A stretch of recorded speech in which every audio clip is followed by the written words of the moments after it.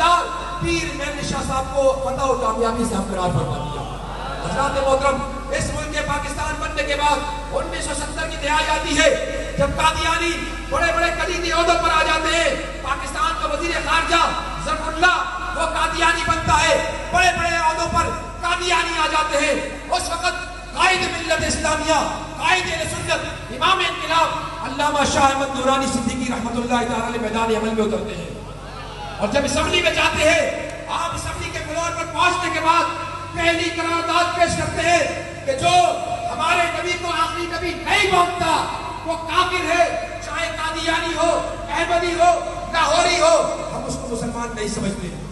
हज़रात मोहतरम, 7 सितंबर 1974 वो तारीख साज दिन था जब पाकिस्तान की कौमी असेंबली में कादियानियत के ताबूत में आखिरी कील ठोकने के लिए अल्लामा शाह की काबिशों से पूरी पार्लियामेंट, सियासी और मजहबी जमातों ने ताबूत किया। ये जो कारनामा है ये बहुत बड़ा कारनामा है। अल्लामा शाह अहमद नूरानी और उन अकाबिरीन का हम पर एहसान है, तो एहसान का बदला एहसान के जरिए से अदा करना चाहिए। उन्होंने अहले सुन्नत नहीं पूरे आलम इस्लाम पर एहसान किया, कादियानियों को काफिर करार देकर।